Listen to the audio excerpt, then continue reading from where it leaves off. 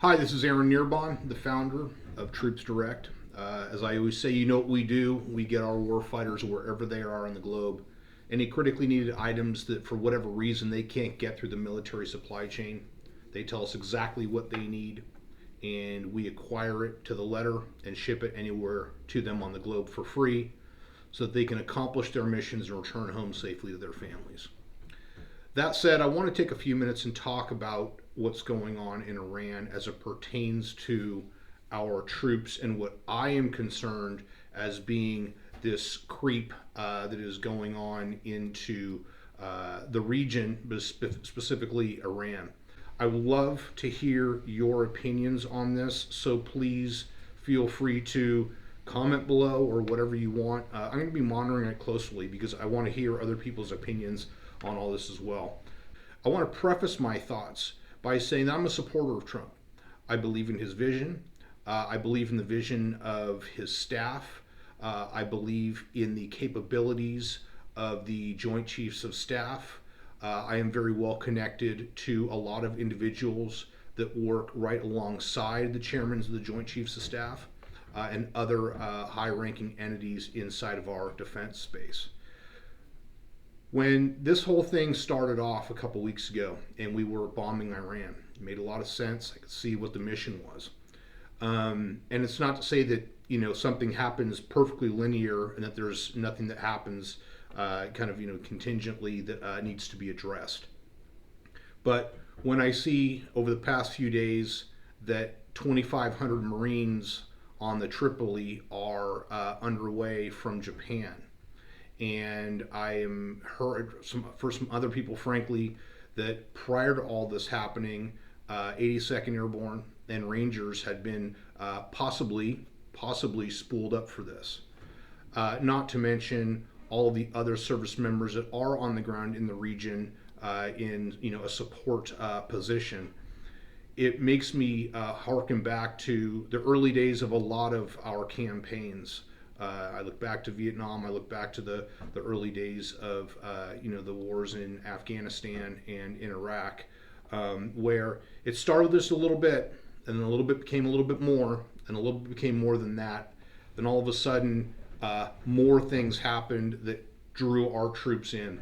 And I don't want to refer to it as kind of the fatal funnel of our troops being drawn into Iran, but I am concerned that based on what we're seeing in the news, and take that for what it's worth, but also from what I'm hearing from a lot of my peoples inside of the bigger circle of the defense space, that we may be going down a road that we can't get ourselves out of as quickly as we got ourselves into it.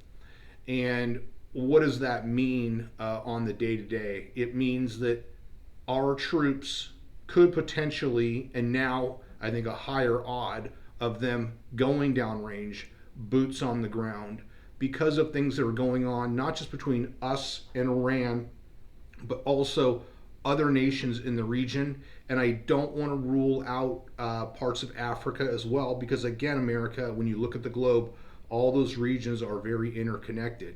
From your view, you've got Africa down here, and the Middle East is right there, across the straits, and we have service members there, and they are boots on the ground, and they are on their deployments. I've heard of some deployments that are getting moved up to have them deploy quicker, and those are signs that, in leading Troops Direct for 16 years now and being a student of history my whole life, makes me pause. So I ask you to really think about our troops when we're looking at what's going on overseas. I think we all hoped that this was going to be, a fight from the sea and a fight from the air, and that was going to be it. Great, hands off, nobody harmed. It's tragic that we lost those service members on the ground, and that we lost the service members up with the refueler. It's horrible, no questions about it. But there's a point at which it can stop. And I think that we need to finish the fight. Absolutely no questions asked. I don't think that we could just stop right now, everybody, retrograde and be done. But I do believe that we need to look, A, to prepare ourselves for the fact that troops could be on the ground. Is it going to be, hundreds of thousands? God, I hope not. But, even 1,000 or 5,000 on the ground in a overt and, let's say, kinetic fashion, I think is too many. But we do need to keep them in mind, and we need to prepare up here for that happening. So as I said, as I support what this administration is trying to affect, and I understand why they are trying to affect most of it, I also understand that we can be drawn into something that we just weren't prepared for in the planning stages of an event like this. So with that said, again, in closing, just keep our troops in mind as we look to the coming months and potentially years with this campaign. Thanks for listening. God bless our troops. God bless you, and God bless America.